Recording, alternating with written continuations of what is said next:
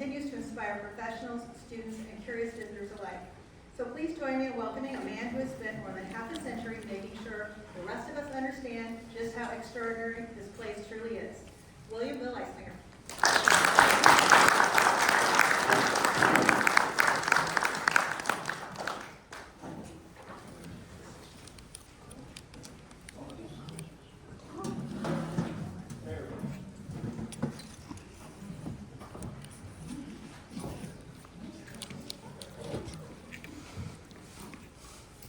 Okay, I'm going to try using this. I turned it off. I thought you were going to use the other one. I'm going to try using this as long as it works, and then we'll switch the other one if we need to. How many of you went on a walking tour today? Okay. You may have noticed a bench behind the Twin Mounds. We always have to explain to people that it's not a memorial bench, it's still alive. Okay, so in talking about the evolution of Cahokia archaeology, you have to stretch back a ways before archaeology was really a field. And so the first few slides will be some of the historical representations of Cahokia. But first I'm putting in this map that shows the locations of the mounds here at Cahokia with their numbers. Of course, you're going to memorize that so you know what I'm talking about when I get through the rest of the program. But a lot of the archaeology took place all over this massive site, which covers about 6 square miles. On a similar map, I put some red dots and lines where a lot of the archaeology has taken place. And I've got a list I put together of about 100 different projects that have taken place over the years. And so these are just highlighting the spots where some of those digs took place. It does not include some of the early amateur and avocational archaeology, excavations, or the areas covered by remote sensing projects, but mainly excavations. So the red dot next to a mound indicates there has been some kind of excavation or coring or some other kinds of testing of those particular areas.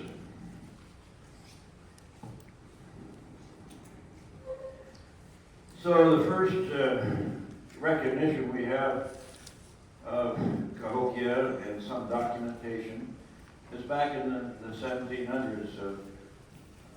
The name Cahokia actually comes from the historic Illinois tribe, or sub-tribe of the Illinois Nation, that was living south of here with the Tamaroa for a period of time. When the French arrived, they named their village after the tribe that was there. Tamaroa had moved out eventually. The Cahokia remained. And so things around here got named after them. The French and the Cahokia lived side by side for a period of time, but after some time they began having friction. And so the French moved to Cahokia, away from the French village of Cahokia, and had a settlement, moved them up on top of the first terrace at Monk's Mound. And they built a chapel for them on that corner, the southwest corner of the first terrace. And this is an artist's rendering based on archaeological work, which I'll talk about later, that was done in that area. Some of the first published information was in 1811. The Trappist monks came from 1809 to 1813 living at the Cahokia site. And in the St. Louis paper, which at that time was called the Louisiana Gazette, it changed its name a couple times, but the superior of the monks, Iseminger, had an advertisement. They were selling silverwork, clocks, horses, and other things in exchange for money and whatever else they could trade for. In that same publication, there was a story written by Henry Marie Breckenridge. He was kind of a barrister. He was also was appointed by Thomas Jefferson to kind of document some of the western expansion and all. But he had heard about the monks and came across, probably on the ferry to East St. Louis, either walked or rode a horse. I think that he walked.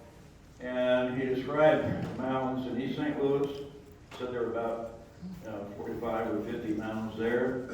And he continued his journey, and he saw the mounds of Cahokia. Was greatly impressed by Monk's Mound, as we now call it. And he talked about it as being a stupendous pile of earth. And almost every archaeologist who's written about Cahokia uses that phrase in their descriptions of their early work. He interviewed the a.k.a. and because the other monks were not allowed to speak to him, and got a little bit of a history of the site. And so this is really the first documented story or account of Cahokia with any detail. And that was in 1811. Come on, there we go. Well, we're trying. One of the first illustrations of the Cahokia site was in 1833. Carl Bodmer was accompanying folks who were going westward to document the native tribes out west. He was a skilled artist, very detailed artist, and he heard about the site and came over and did a pen and ink sketch of it. And at that time, Amos Hill had built a house on top of the mound. You can see it here. Here's sort of a blow-up, very detailed description of or depiction of the house and some outbuildings, probably a chicken house and other things up on top. And Amos Hill built that about 1830. He lived there until about the 1850s, and the Ringy family eventually acquired the property and utilized that house, but built others eventually at the other side of Monk's Mound, near the base of the mountain.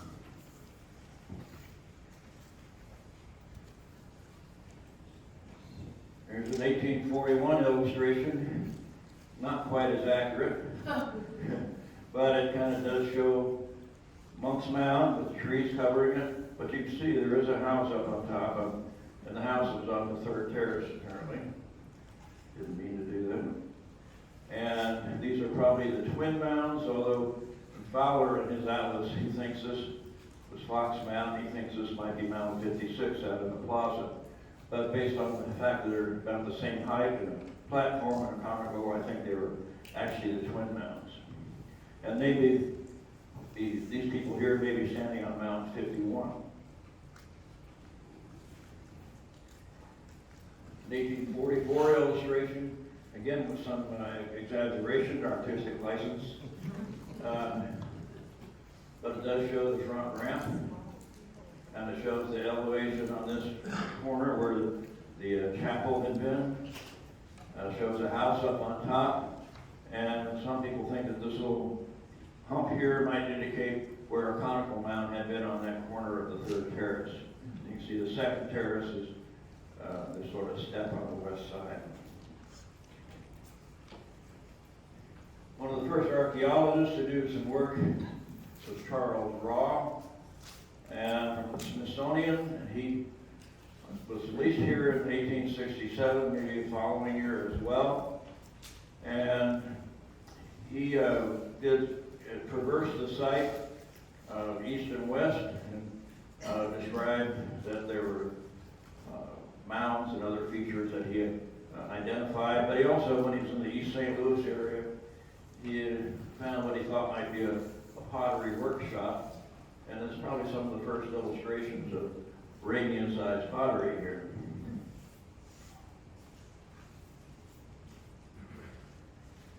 This is an 1873 illustration from the Madison County Atlas, and it shows where the, oops, wrong shows where the building was up on top, that Amos Hill had built, and then the Ramies that were there at this time.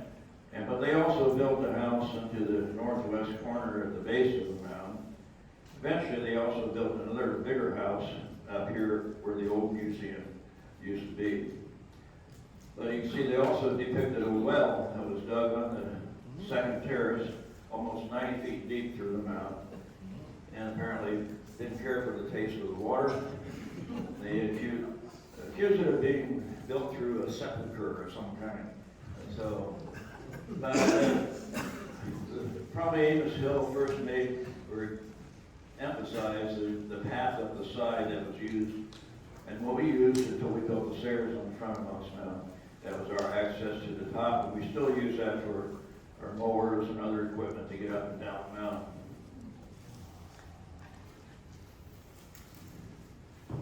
Dr. J.J.R. Patrick was a dentist out of Belleville. He was an amateur archaeologist and did some excavations at Cahokia and other sites in the area. He had apparently a nice collection. A lot of that has ended up in some of the museums in the area. But he commissioned the map that John talked about earlier today. It really was the most accurate map we had at the Cahokia site until one that Dr. Fowler did in the 1960s. But it shows the relationship to the mounds. There also are cross sections at the bottom there that show the elevations, show some of the natural features. This is part of the big borrow pit, the southern part of the site. The twin mounds here. Some things are not quite as accurate, like Mound 48 is much more bigger than that and more flat, very similar, but about double the size of Mound 41 that you see here. That really gives a nice depiction of Mounds Mound and the various slumping and erosion problems that were occurring back in ancient times, but also we're still having some problems today with that. Frederick Putnam was from the Peabody Museum in Harvard. He had dug some with Patrick in 1878, and he was digging in a small mound, probably on Cahokia's Merrill tract, when a number of people took an excursion on there's a railroad, like an interurban train that ran from East St. Louis to Collinsville, and they explored the mountain area. They were attending a conference in St. Louis, various scientists, and, people interested in history and archaeology, and they encountered Putnam working on a small mound on the western, to the west of Monk's Mound. He claimed he really wasn't finding much there. He did find some historic material because there are indications there had been some kind of a historic building on that mountain sometime in the past. William McAdams out of Bolton was also an avocational archaeologist, historian. Archaeology was just coming into the beginnings of the profession, I guess you say at that time. But most of these people I've talked about, except for some of those from the Smithsonian and Peabody, were not archaeologists or trained as such. He made one of the first maps, or after Patrick, but you can see it has much less detail, and the placement of mounds is often inaccurate, but he did note the elevations of the mounds at that time. And he also was responsible for this illustration of Monk's Mound that occurred in the history of Madison County in 1882. Theodore Lewis was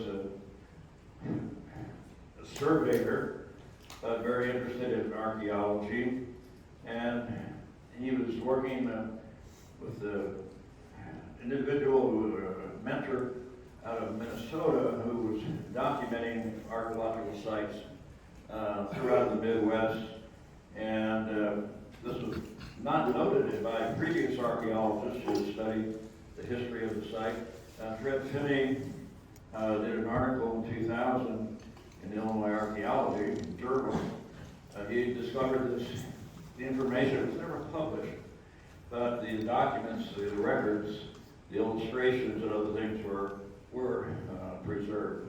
And he was able to see that Lewis had actually visited not only the St. Louis and East St. Louis and Cahokia, but the Mitchell site up north of us, the Emerald Mounds, the Feather site, and others in the Lebanon area, and made measurements and mapped the locations of most of those, mainly by quarter sections. So it's one of the first real good documentations of locations of mounds and their descriptions. Reverend Stephen Peete was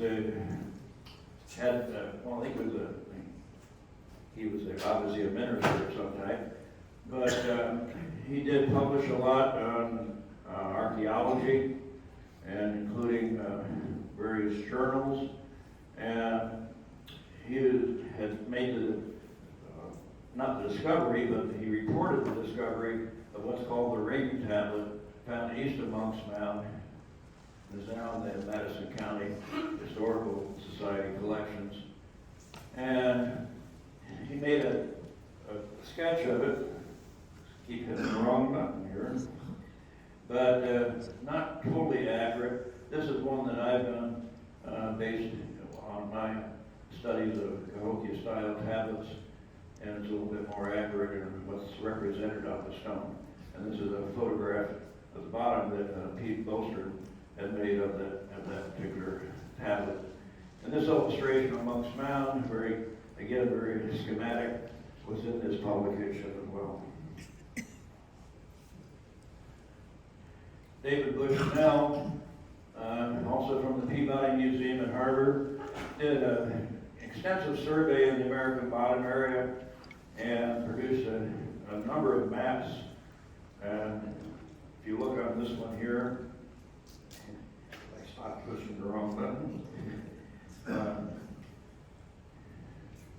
Cahokia site is here. Some of the mounds in East St. Louis and St. Louis, down at Dupo, up at the Mitchell site. So he was documenting a lot of the archaeological sites in the area, as well as Cahokia. And the lower right there, you can see one of his maps. Again, it's a little bit more accurate than some of the others that we had seen. He also published the aerial photographs, the first aerial photographs probably of an archaeological site in this country. And this is from 1922.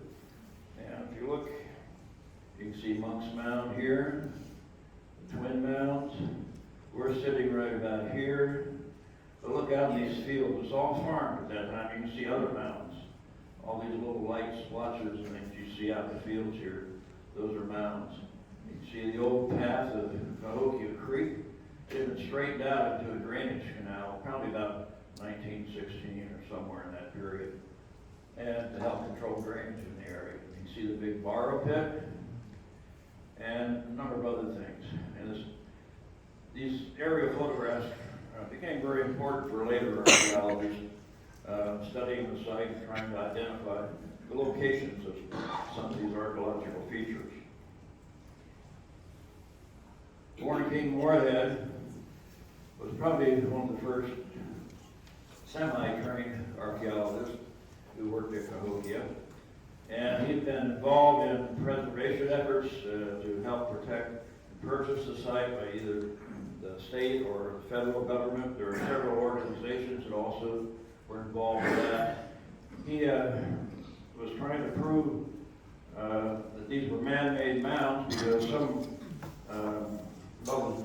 the geologist who was the director of the Illinois State Museum did not believe they were man-made or totally man-made, that they might be erosional remnants from movements of the river and maybe modified by the Indians. But Moorhead was convinced they were originally made by the native peoples, and his excavations did prove that, and he was able to convince the doubters that indeed these were man-made mounds. And as a result of that, plus his political efforts, eventually the first property was acquired in 1924, became a state park in 1925, but it was only 144 acres, including Monk's Mound and I think maybe about a dozen other mounds. And it stayed that way for a long time. He came back in 1927, did excavations on Rattlesnake Mound, and you can see it using a horse-drawn slip to dig the trenches. And for the photographs, they actually whitewashed the soil to show the differences in some of the soil deposits to help enhance it for the photos. Harriet Smith was one of the pioneer female archaeologists in Illinois. She had been involved in projects in the Illinois Valley in the 30s, but in 1941, with part of a WPA project run by the Illinois State Museum, she began excavations into Murdoch Mound, or Mound 55, and here's an aerial photograph from 1941, and you can actually see her excavations going on here. This is a subdivision that was beginning to be built, and eventually there were over 60 houses in that subdivision, which we had eventually removed before, or when we were planning to build this facility here. We would be sitting right about here today.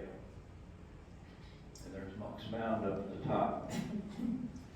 But she was a very detailed archaeologist. She looked at the angles of the mound slopes and measurements, and thinks she could figure out some kind of unit of measure that the Mississippians were using. It's turned out to be probably a rectangular mound originally, with a platform on the front, or terrace facing towards the Grand Plaza, and an elevated back part. And the corners of the mound, here and here, and on the terrace here, were faceted. So they were shaping the mound differently than most other mounds. And some descriptions talk about it having sort of a black clay surface to it. Also, part of this mound covered some ritual structures. There was a circular basin that had a cross-shaped building in it. Probably some kind of ritual building again. One of the few known for the Mississippians. There's another one, I think it was at Dorndorf site, and also at the Dixon Mounds area. But she documented that, as you can see here. They had to stop digging there because something happened on December 7th, 1941, that put a delay in a lot of archaeology. Paul Titterington was a pharmacist and from St. Louis area, and he often worked with archaeologists. He published some articles on mounds and archaeological sites in the Illinois Valley in the first issue of American Antiquity. And he notified archaeologists that in 1930 that the Powell family was planning to demolish the Powell Mound at the western edge of the Cahokia site. They wanted to plant more horseradish and wanted to remove this mound that was taking up a lot of space and fill in a low area, probably the borrow where they got, Mississippians probably got the dirt to build the mound. And they were afraid that the state might use condemnation, and so they, during the holidays of 1930-31, they hired a steam shovel and tore the mound down. If you notice in the bottom here, there's that dark layer inside. It shows that originally was a platform mound, and those are probably probably post holes, you see those vertical things. The structure that would have been on top. Then it was converted into a ridge-top mound. It was the second largest mound at the Cahokia site. Archaeologists from A.a.a. Kelly from University of Illinois, A. Cooper Cole from University of Chicago, Thorne Durrell from Illinois State Museum, William McKern from Milwaukee Public Museum came down to observe, and they were informed by Titterington this was happening, and you can see them standing down here, just to give you an idea of the size of that mound. They were able to do a little bit of salvage work, but most of it was done, and most of the mound was removed. There was a little bit of work afterwards, not only on the base of what was there, but also a couple adjacent mounds. James B. Griffin and Albert Spalding from the University of Michigan were doing a survey of sites throughout the Mississippi Valley in the 1950s. And they did some test excavations at Cahokia. In fact, here's they're digging in Mound 34, the test trench here. Here's another one at another angle of one of their test trenches. They also dug on Mound 76, which is just north of the Merrill Mound, west of Cahokia, and village areas and other sites in the region. And documented some of the first, really more professional type excavations at Cahokia. Preston Holder from Washington University conducted excavations in the area. He dug at what's called the Wilson Mound in the Fairmont City, where he found a lot of ritual burials and exotic materials. He also dug at the Cunningham Mound, which Moorhead had actually done some excavations in back in the early 1920s.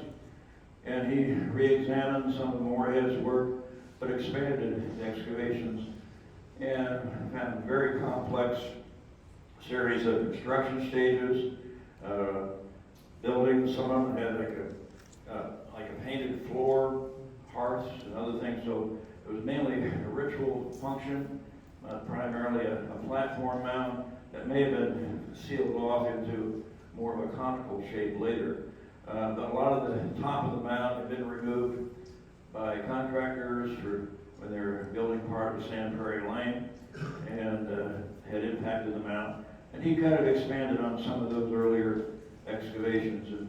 And Tim Pocketot from the University of Illinois reviewed all those documents and records and photos and this publication, Temples for Cahokia Lords, based on Preston Holder's work. Greg Perino was a collector and amateur archaeologist. He started out mainly as a collector, but a very knowledgeable man. He was able to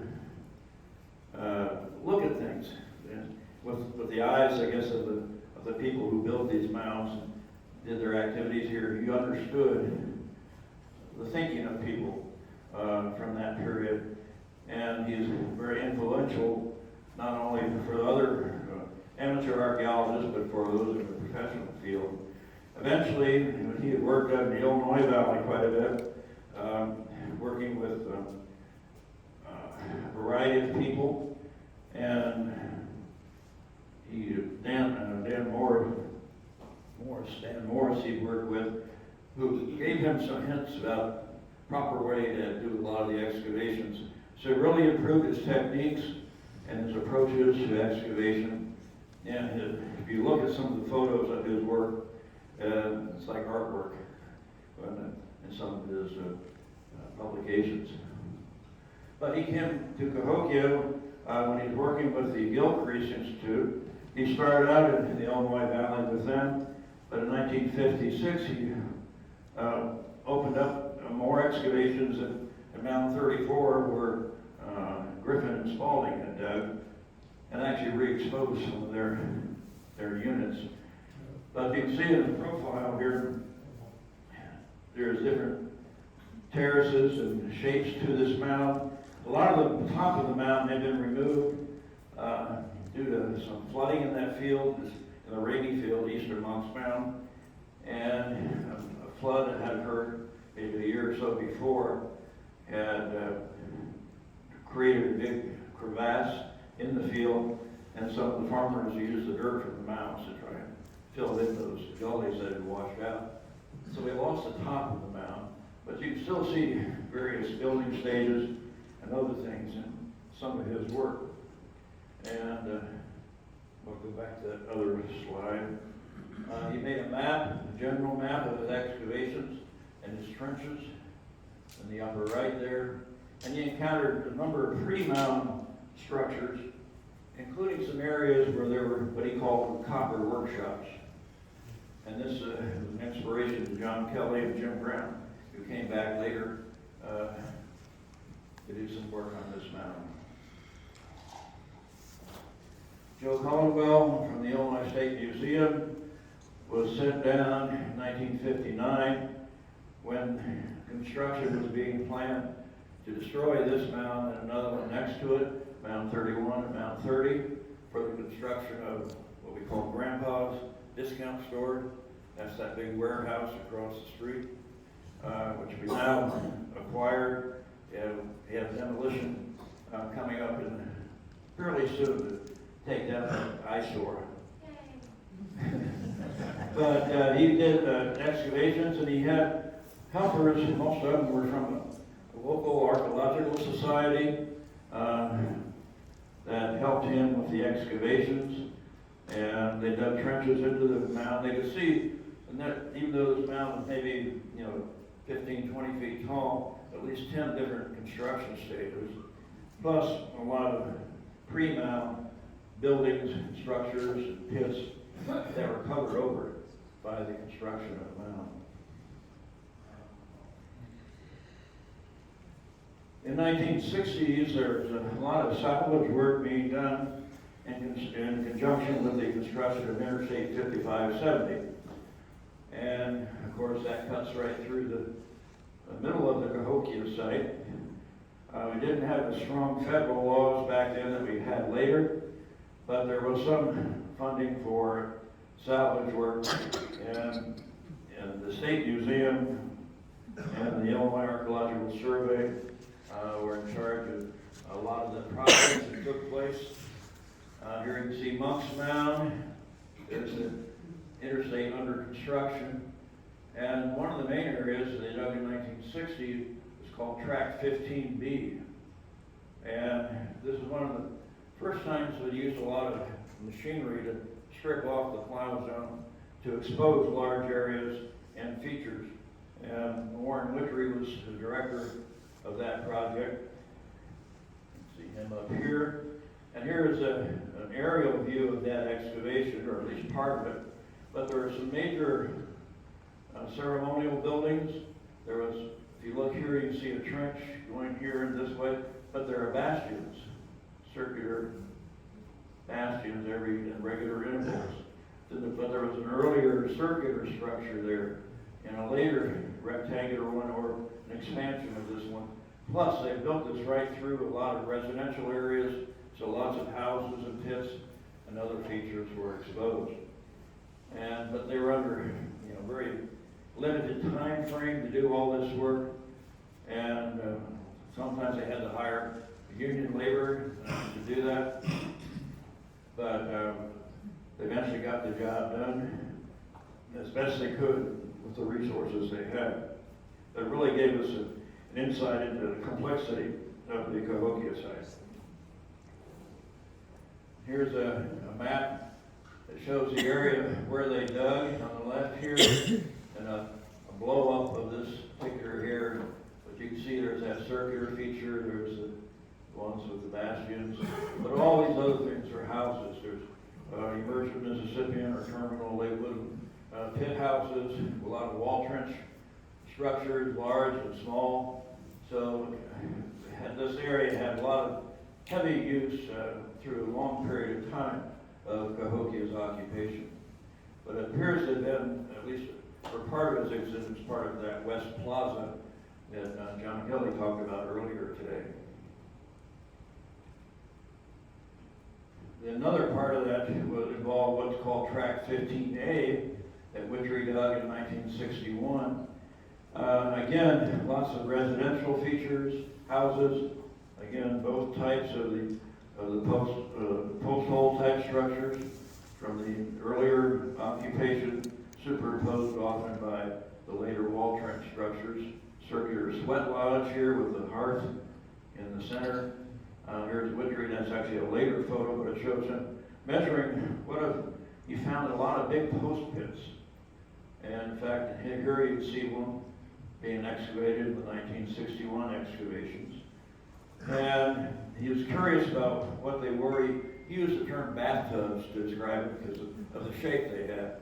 They were, shallow at one end, there's like a ramp that goes down to the bottom of the hole, kind of like the old-fashioned bathtubs, and you look at some of those. But he eventually realized these were post pits, and he realized that a lot of these were forming arcs or circles. And he identified eventually what he determined were 4 possible circles, and what he called the American wood hinge. And Tim Popnicott reanalyzed a lot of that material as he had done with the Track 15B material in the publication you can see here. But this is a map that shows why they were digging there. There was supposed to be another interstate highway coming in through that western part of the site that would link up with Interstate 5570. It had not been funded yet, but in anticipation of where this highway would join, there would be ramps and overpasses and things like that. So Witchery again used heavy machinery to strip off the plow zone to expose a lot of these house features. Like it says, over 176 houses, 348 storage refuse pits and post pits, what he thought were 4 circles that formed the wood hinge. And it wasn't until much later that he came back, as I'll talk about in a minute, to re-examine this even more. Unfortunately, that highway, by the time it was under construction, there was new federal laws about building a highway through the middle of the site like Cahokia. But that's why it was moved about 2-3 miles to the east. That's Interstate 255 today. It used to be called 270, then it was 255. But that's where it was originally supposed to go. So we actually found Woodhenge by accident. Now, there's been a lot of examination of Monk's Mound over the years. The map on the right shows areas that have been excavated up until probably the late 80s or early 90s. And the shaded areas, the rectangular areas, are areas where we've had slumping issues on Monk's Mound, and some research associated with those as well. Now, this is a map here based on Patrick's map, but also he made a cast iron models of Monk's Mound as it looked in the 1870s, but also as he projected it made it look like originally. And he determined that there were, these 4 terraces. First terrace across the front, second terrace on the west side, third and fourth terraces on top. Now, Nelson Reed from Washington University did a lot of excavations up on top, and he kind of changed terminology. He's the only one that has so far, I think. And he called that whole top of the mound the third terrace. He didn't consider the stuff on the west side to be a terrace.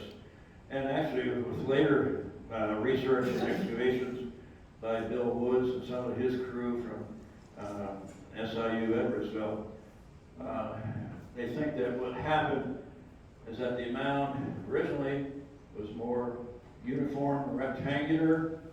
Then there was some kind of a slumpage on the west side, which took part of the top of it away, created a second terrace. We now pretty sure that the first terrace on the front was a late addition to the front of the mound, perhaps to stabilize that slope and keep it from slumping. And one of the activity that had been up on the top was now moved down to the first terrace. So a lot of different things going on with Monk's Mound. A lot of interpretations. Nelson Reed, you see here on the left, John Bennett, James Porter, Charles Barris, the mid-60s, began doing testing of Monk's Mound, starting with a coring, extracting, I think it was about a 3 or 4 inch cores, solid cores of earth through the whole mound, and some of them, and they could identify a number of different building stages, or what they saw as different building stages based on the stratification of the different soil types in the cores. And then Nelson Reed coordinated the excavations there, and you can see him standing here talking to a visitor. Here's Jim Porter down here talking to some of the crew. And anybody familiar with Ken Williams? He was a high school student at that time and came out on a bicycle to help out on the digs.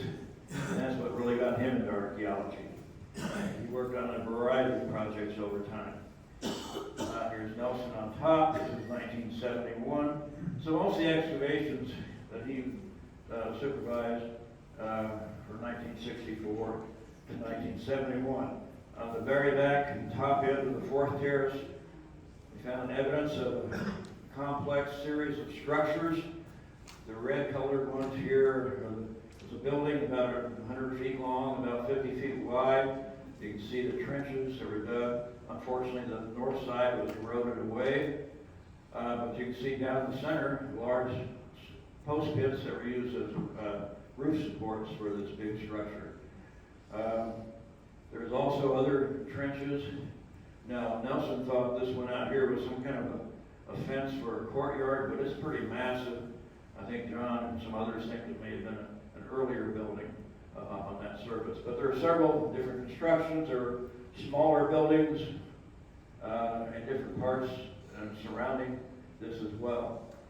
But that was a major excavation in the late 60s, early 70s. Chuck Barris, who had helped with the dig on top of the first year or so, also, he was with the University of Illinois, did excavations of the first terrace of Monk's Mound. You can see some of the crews working here in different years. He was there from, whoops, got a hair trigger here. That's going back. But he had different crews from 1971, 72, but he had first started some of that work in 1964. And he exposed the areas where he thinks he could identify something about construction techniques.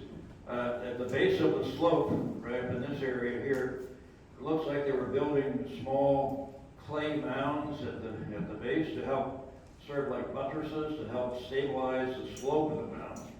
And then the less dense soil was put in behind it, and then maybe some kind of a capping of soil with different color you see here.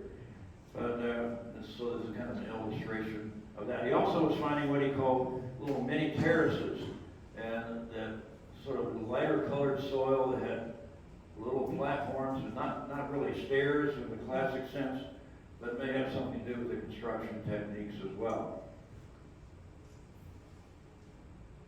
I'm just hitting some of the highlights of all this. Elizabeth Benchley from the University of Wisconsin-Milwaukee did excavations on that southwest corner of Monk's Mound. As you can see here, 1968 through 1971.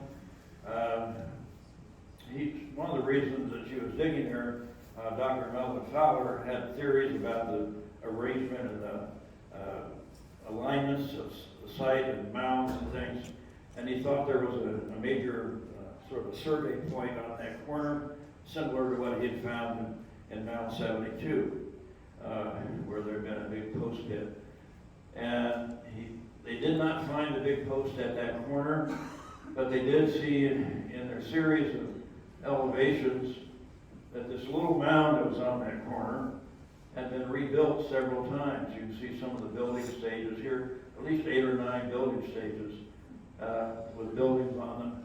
And before that, there was a series of large buildings that had been burned. There were no artifacts in them, so they were probably ritually burned before they built the new mound on that corner of the big mound. And here you can see it partially exposed here. And this is where they also found evidence in this top area of where that French chapel had been on that corner as well. And they found French trade goods and other things associated with that period of the 1700s. So that corner served a ritual purpose for Mississippians as well as for the French.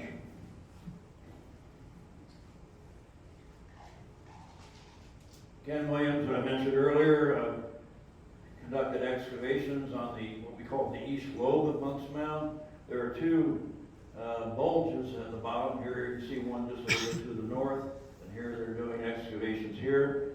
I believe Ann Wilson was involved in that project many years, it is 1971.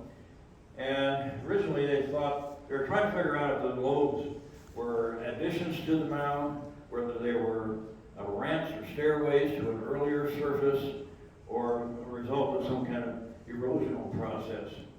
And their initial interpretation is that they were some kind of addition. But when we had slumps occurring in the 1980s and 90s and 2000s, especially on the slump to the north here, the northern east lobe, we could see that some of the features that we were seeing exposed in that slumpage were very similar to the features that he had encountered in his excavations. And he reinterpreted that as the east lobe being here an ancient slump as well. They dug trenches out in front to get a stratigraphic profile. And you can see where dirt had washed off the mound during different building episodes, silting down at the base. But also in several places you can see good indications of basket loading. They're getting dirt from different places where it's different colors, piling it up. So different construction techniques, different kinds of particularly were exposed. But this is also where they found the famous Birdman tablet. It's become the logo for Cahokia Mounds. It was resting on the surface of an old surface that was later covered by the slumping of the mound. So we're not exactly sure why it was there, but it's become a very important artifact in Cahokia's history. Nelson Reed also had a crew that dug on the front ramp of Monk's Mound, started with the trench out in front, and then expanded up the slope. And based on that work, he thought he could see 3 different building stages in the area they dug, each one with a little different color soil, but they could also see some undulations in the surface that suggested where log steps may have been, and lots of little holes that might have been pegs, wooden pegs that helped hold those logs in place. He also thought maybe they curved around the slope a little bit rather than being straight like in this illustration. He did find some post holes at the top, suggesting where a gateway of some type and some fencing would have been around the edges of the terrace.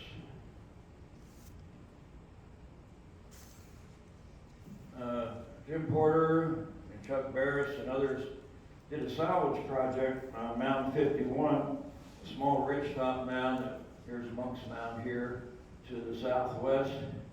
And this is part of that subdivision that was here. It was built in the 40s and 50s and 60s. And the owner of that property was selling the dirt from Mound 51 for fill. Porter and Barris and others heard about that, came and did some test trenches through it. This is the 1966 aerial photo that I zoomed in on where you can see the actual trenches they were digging in there. And later, as they dug through, they could see that there are at least 2 building stages. They were finding hearths associated with structures on top of the mound. But what was of more interest in many ways was what was below that mound, what we call the sub-mound 51 borrow pit. And we now know that it extended across the highway to the other side. He later did some excavations here as well. And this is, I think, part of one of those excavations. But there were many layers of debris and fill. It looks like feasting debris, maybe from activities taking place on the first, around the Grand Plaza. And very good preservation. You know, Cricket Kelly was involved in identifying a lot of the faunal materials from that excavation. And got some really interesting interpretations, which we don't have time to go into tonight. But, so, you know, Barris continued excavations on the north side of the highway in the 1970s with his Archaeological Field Schools or University of Illinois.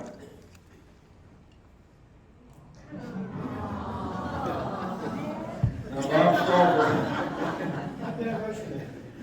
Bob Stalder from the Beloit College was looking for the evidence of the stockade to the west of Mounds Mound in the Merrill tract, and he had his crews there, which supervised by John Kelly and his new bride then, Cricket. I don't know what year he got married, but she was doing some of the faunal analysis of the material from there. And for most every archaeologist who's worked at Cahokia, she's done some kind of that faunal analysis. But they didn't find evidence of the stockade where they dug. When I say stockade, the term palisade is interchangeable. When I came, everybody was calling it the stockade. Later years, people switched over more to the palisade. But anyway, they didn't find that, but they did find a very complex sequence of different kinds of construction, often superimposed features. There was a large rectangular structure, a smaller one here with wall trenches, and then those other posts inside might have been supporting benches inside the house. But the same plot of land is often used over and over again, probably by several generations of families. So people have their own, I guess, their lots within the Cahokia site for at least some period of time. But also they were finding a lot of large T-shaped buildings. You can see kind of over in here. A lot of the earlier post-hole structures, and just a whole sequence of Cahokia's history in that part of the West Plaza, not too far from where the compounds we talked about from Tract 15B excavations in the 60s. Chuck Barris was always involved in Cahokia archaeology, and for a number of years he conducted field schools at the site, many of them at the western edge of the site on the Powell tract near where the Powell Mound used to be. And also found, again, any place you dig at Cahokia, a complex series of structures, residential features, and ceremonial buildings, or special purpose or special function buildings. But there's an aerial view of some of his excavations. And there's Interstate 5570 right there. The Powell Mound would have been over in this area.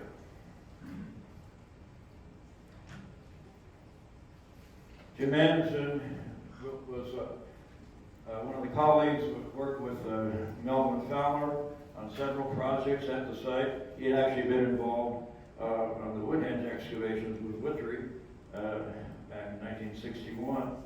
But when he was at the University of Wisconsin-Milwaukee, he was involved with a lot of different excavations here at the site. He eventually became one of the site superintendents in the 1980s. But Fowler was looking for evidence of the stockade wall. And he looked at some of those 1922 and 1933 aerial photographs, and you could see a light-colored streak running through some of the agricultural fields. And he thought that might have been an indication where a wall had been, like they had found at Ashland, Wisconsin, or they found at Angel Mounds in Indiana, and other places.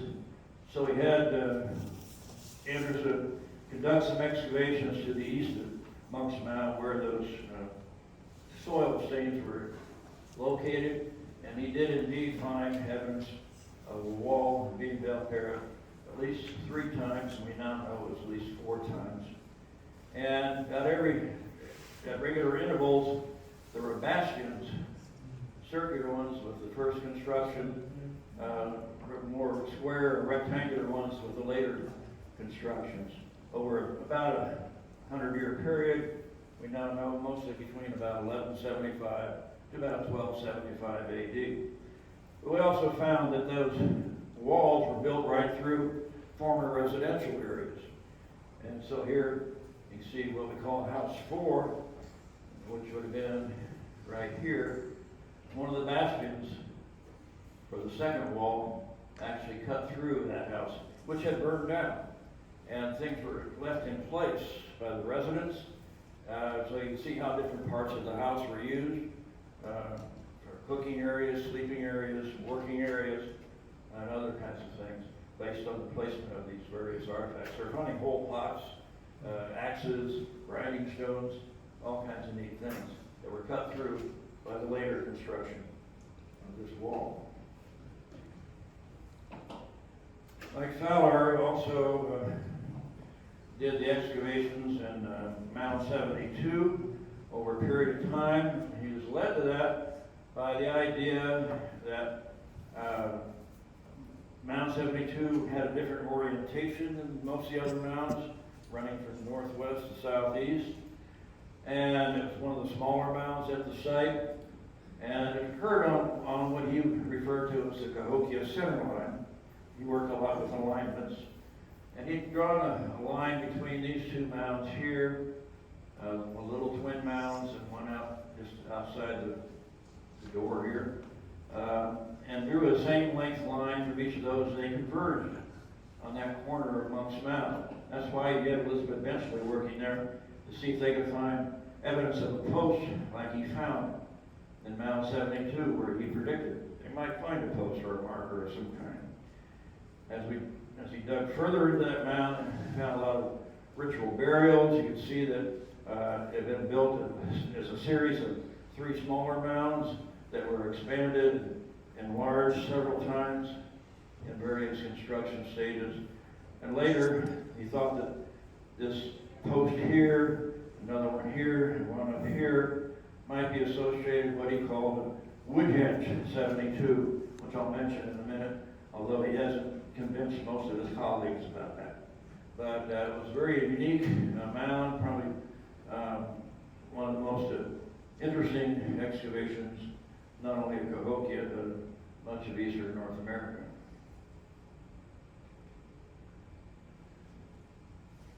Fowler also was trying to follow where the stockade went on the southern part of the site behind the twin mounds, where there was some of those soil signatures in those aerial photographs that suggested where it might be.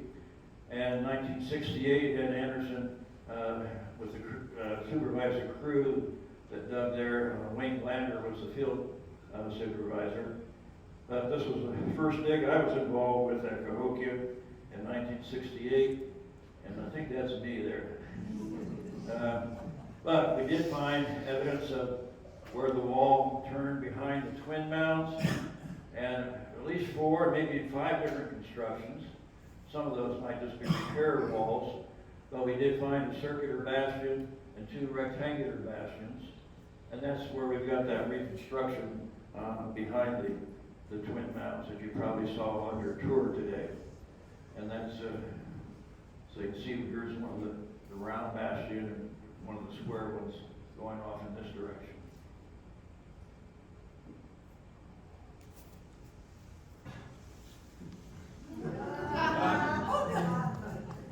Strange looking dude there.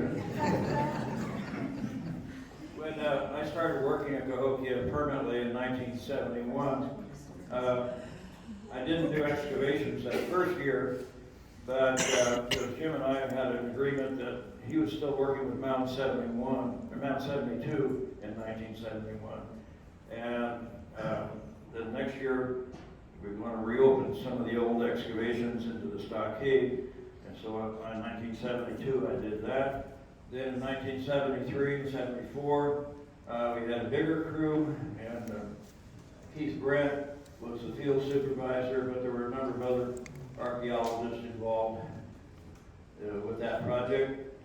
Some of them kind of hard to identify. Some of these people, but that's Keith Brent here. He later did not follow or pursue archaeology.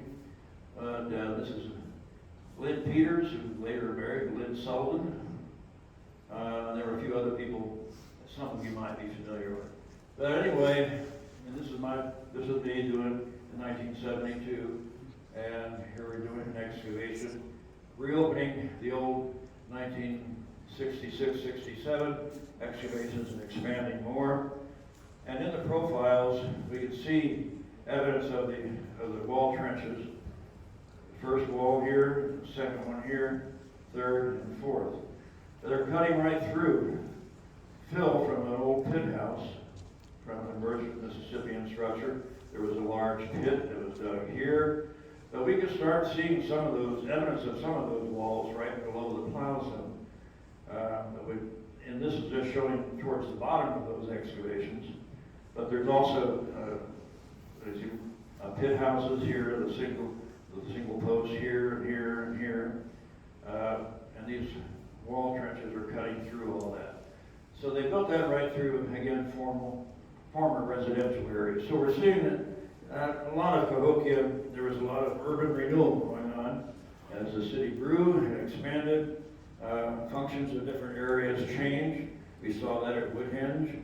It was residential first, then the Woodhenges were built, then it became residential again. We see that on track 15B or the Merrill track as well. That kind of changing function patterns through time. So this was a dynamic place. But we had a very large crew in 1973 and 74, and that's me posing here in the front. Got to throw my pictures in every now and then.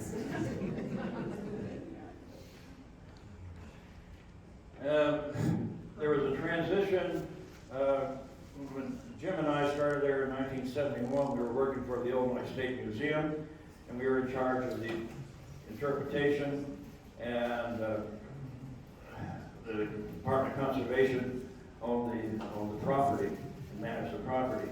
But the joint operation between two different state agencies didn't always work well, and eventually Conservation took back management of everything. And so there was a pause in some of the excavations. So we had public field schools by then that I was running. We did start those up again. Terry Norris took over for one summer, and Don Blakesley had done that as part of that 74 crew, and I took over kind of what he was doing. But here you can see again the walls, the circular bastion, showing the soil here. And here's a map of one of the areas that I excavated. So you can see how much superpositioning there is in reuse of this land, with the pit houses and the wall trenches for the stockades, etc. Then again, public field schools that we had for a number of years, up until about 1984. Dr. Wittery came back in 1977 and 78 to follow up more on the Woodhenge. The one we knew the most about was the circle number 3. And we could see where they had dug trenches to insert posts and also to extract them as they built a new one. We saw at least 5 constructions of the Woodhenges at that location. He put a telephone pole in the center point, and also at the equinox and solstice sunrise positions. And here you can see, if you look carefully, there's a post right here. That's the top of Monk's Mound in the distance. This is a zoom lens. But you can see the sun still lines up with the equinox posts. There was a discussion many times to build a new museum in Cahokia, and several areas were tested, but turned down for various reasons. And finally, in the late 70s, early 80s, there was funding for a project to test an area for construction. And this is the area just to the south of our parking lot out here. We call it the Interpretive Center Track 1.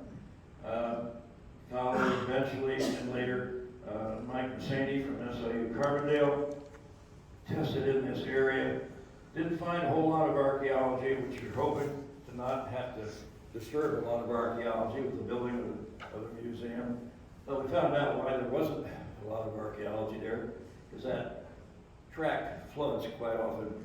And so we decided to move them about a block to the north, and that was where we decided to build a new building. And then SIU Edwardsville conducted excavations at this new location, and it turned out to be a fairly complex area. If you look at the patio out front, you see those painted patterns on the floor, and that indicates where some of these structures, over 80 houses and several hundred pits were found in the excavations to clear the area for the construction of this interpretive center. And that's a view of some of the excavations in progress. Bob Bergen and I did a test trenches into Mound 50, and oops, get back. We took a trench on the south and onto the east side. We're trying to do test trenching in some of the mounds to try and learn about when they were built and how it fits into the construction stages at Cahokia. That was really fortuitous in our excavation that we happened to cross-section two big post pits there around this slope of the mound. We don't know if there are others continuing on that line or not, but well, it's unexpected, but this is almost about 10 feet deep or so. But it cut through a lot of different building stages and other features associated with that small mound, which apparently has at least two building stages and may have been more rectangular. We did get up on the top to see if there were structures there, but there were intrusive pits and things that cut into this northern part of our, or the western part of our excavation there. From 1988 to 98, SIU did a lot of field schools and other testings at different parts of the site. Won't go into details of all those, but Bill Woods, George Hawley, Anita Dalen, Harold Waters, Neil Lopino, Joyce Williams were involved in various aspects of those projects, a lot of remote sensing, soil coring, etc., to get a better understanding how different parts of the site were being used and give some direction for future work as well. In 1991, Gail Fritz had a field school here, and or a field class, and John Kelly and I directed the excavations on Mound 1 at the eastern edge of the Cahokia site. That used to have a house on it, and we found in our excavations that there had been an earlier house as well at an earlier stage, but we did find intact evidence of the mound, original mound, beneath all that modern fill that had shaped into this bigger mound for the construction of the house. And this is the profile. And this is one of the featured articles in the last issue of the Rediscovery Journal that you should receive as members. And continuing in the 90s, again, Dr. Fowler was thinking there might be another wood hinge associated with Mound 72 and Mound 96. The orientation between these two is the summer solstice sunrise. And it is a small platform mound. He looked for evidence of other trenches or other post hits. There were some soil disturbances at several places that showed up with remote sensing and some of the excavations, but they were not as clearly defined post holes like we had seen under Mound 72 or other places on the site. So like I said, some of the colleagues are not fully convinced of that being there, but it is a possibility. Mount 49 out in the Grand Plaza in Cahokia, at that time with the University of Oklahoma, dug there in '94 with Susan All and Jeff Crutchton, and could see that originally that had been a platform, a small low platform mound, a couple different stages, but then final capping made it into a ridgetop mound.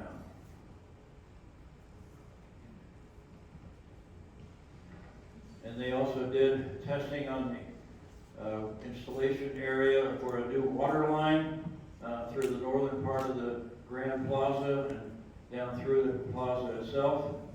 Tim and Susan, Jeff, I couldn't find a picture of you. I Googled Jeff Crutchton, and I got some very unusual photos. They weren't of you, though. But they took off the plow zone and mapped and tested a number of features along those trenches, including finding evidence of the big post pits, artificial filling of the plaza. So the plaza was kind of an undulating area that was filled in and leveled by the Mississippians, probably very early in Cahokia's beginning growth in around 1050 or so. But that was a very interesting excavation as well. On Monk's Mound, SIU, the contract archaeology program did testing where there were areas where the new concrete steps were eventually placed. We had a lot of erosional problems with the wooden steps that we had previously put in there, but they had to do trenches where the footings for the stairs would be, and at different locations as you go up the slope.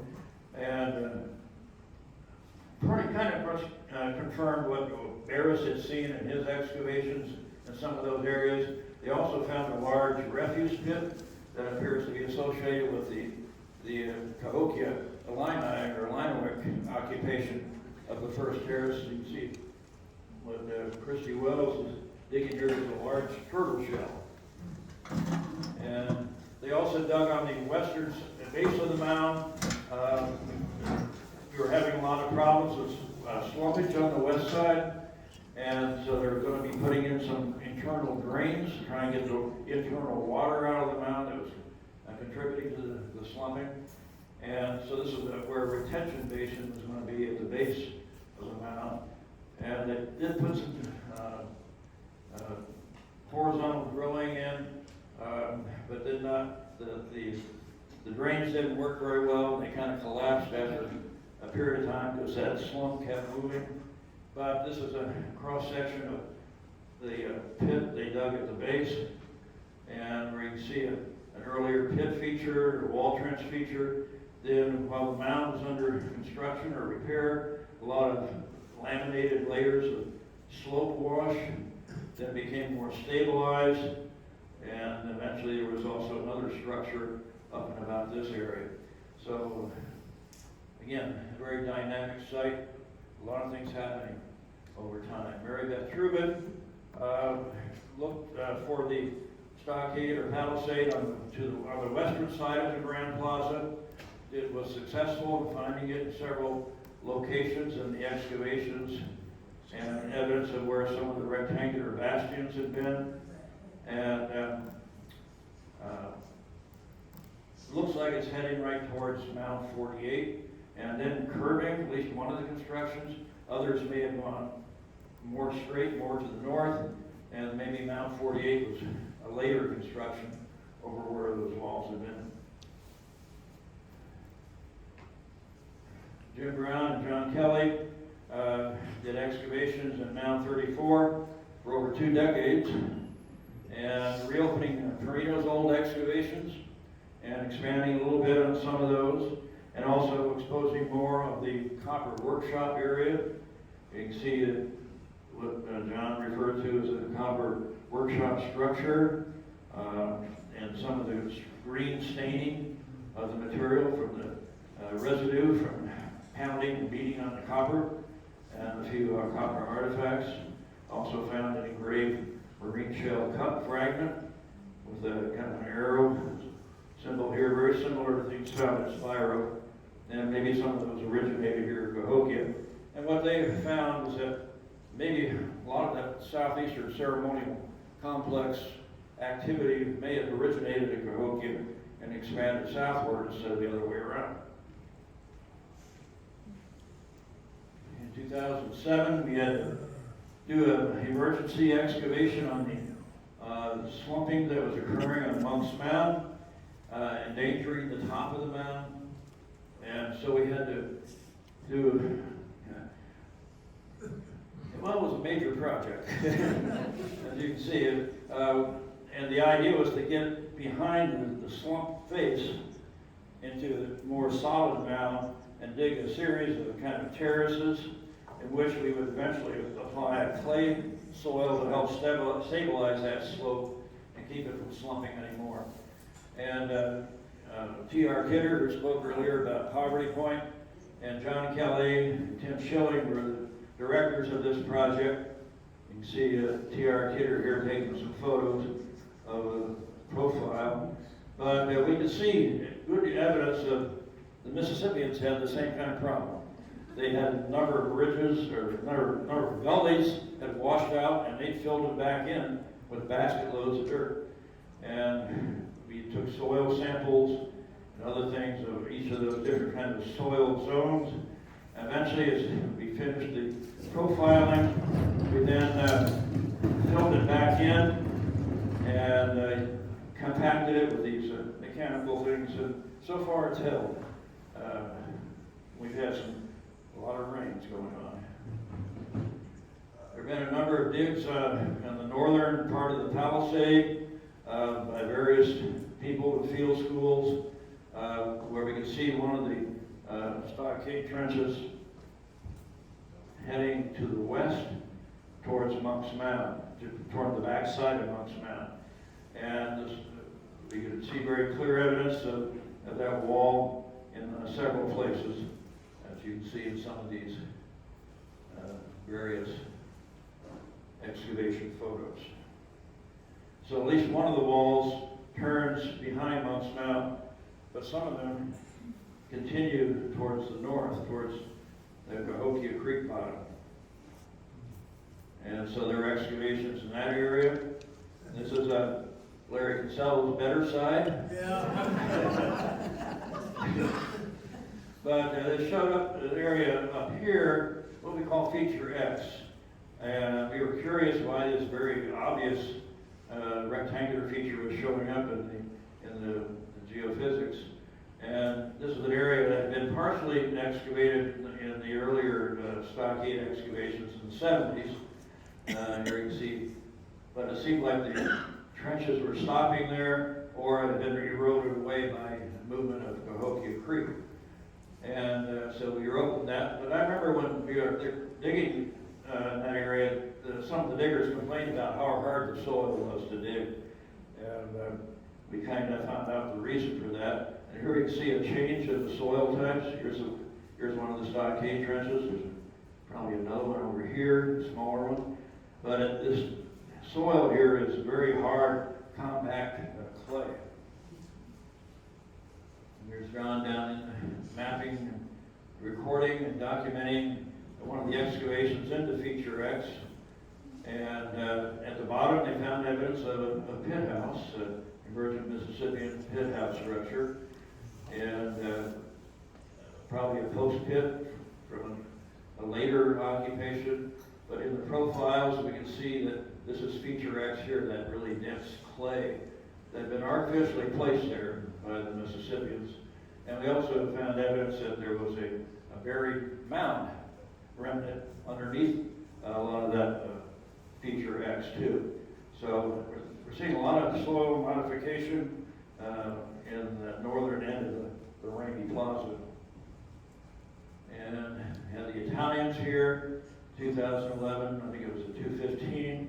They reopened some of the area, to the west. This is track 15B, and this is part of the Merrill track.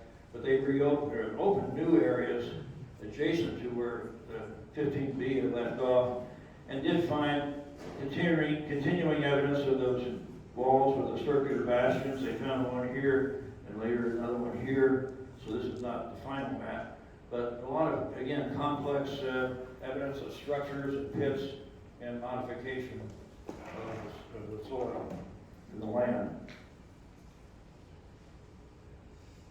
Sarah Bears from the University of Illinois, associated with ISAS, did excavations along with Ted Pocketot and reopening some of the old excavations. Moorhead had done in Rattlesnake Mound, and she also expanded into the causeway that runs north from Rattlesnake Mound. Here's another photo that John showed you earlier, which shows the elevation. And at some point in the past, we're not sure the exact dates, the railroad, which is at the bottom here, was building a spur on top of that Mississippian causeway, with the plans to eventually remove some of the mounds for fill to expand their rail yards. But apparently they got stopped. Different members of the Ratney family were kind of doing this surreptitiously, apparently. But anyway, Sarah reopened opened some new 8 units in that causeway, and kind of reconfirmed that it's a natural man-made feature, but with some artificial modification later by the railroad. Mary Vermillion has been working for a number of years at the western edge of the Cahokia site, just north of or south of where Powell Mound would be, what we call the Finger Hut tract, and she's found evidence of various structures there. Again, Sarah and Melissa Valpus did excavations on the area so they refer to as the Spring Lakes tract, using first remote sensing, where all these little dark black things are houses or structures, and a lot of other features as well. And they were able to determine the different types of analyses, whether some of them belong to different time periods or different phases of Cahokia's occupation. And they tested some of these to see if they could confirm with what they were seeing on the remote sensing. And they did find a very large rectangular structure, wall trench structure. There was a burned structure that had a different couple different building stages, part of a small borrow pit up in this area, and other interesting features as well. So just to quickly go through some of the final stages here. Caitlin Rankin from, at that time, Washington University, was testing on the North Plaza area and north of Monk's Mound. Several units.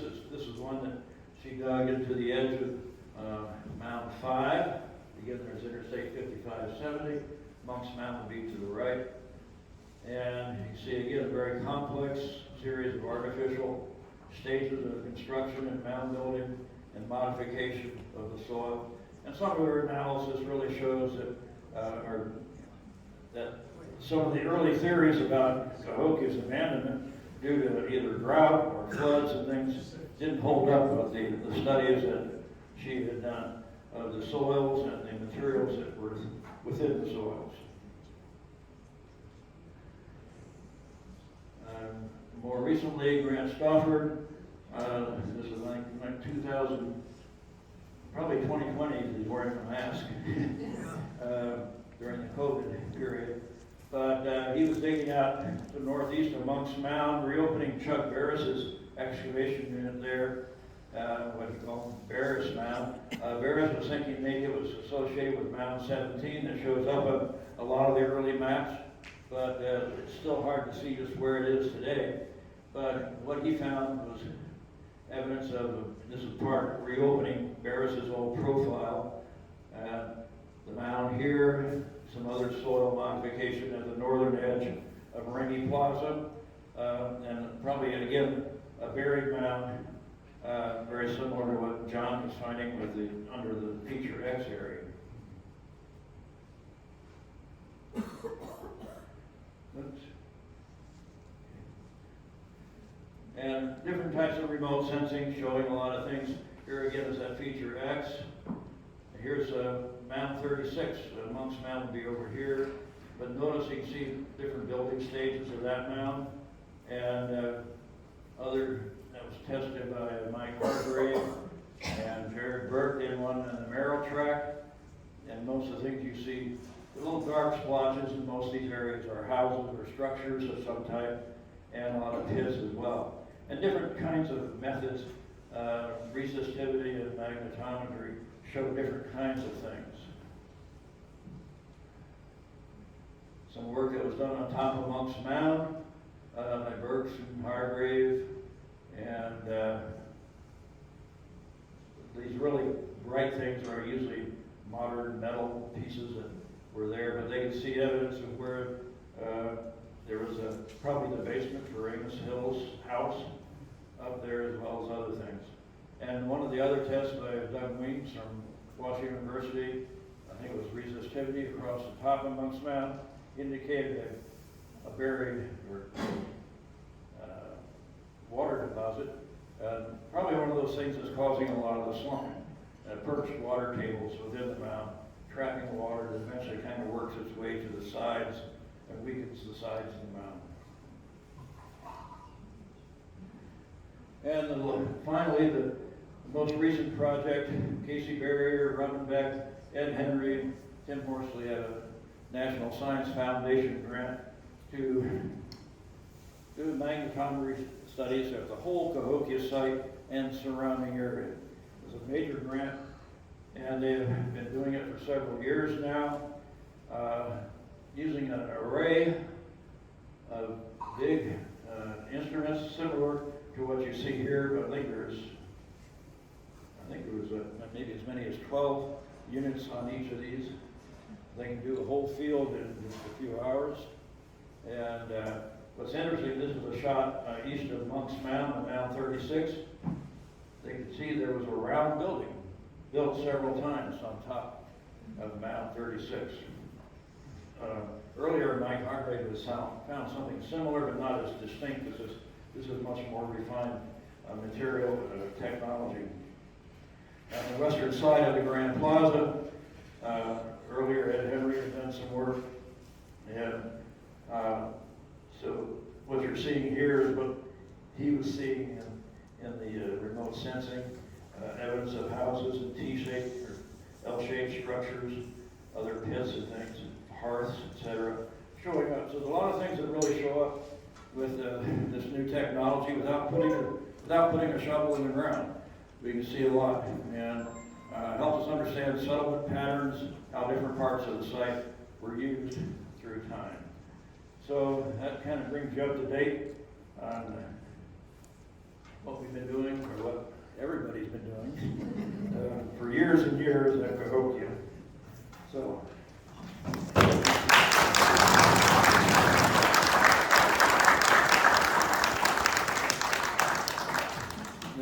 You could do a whole program on any one of those projects. I just try to give you an idea of what's been done, and probably a lot more of the remote sensing type projects will be taking place in the future as well.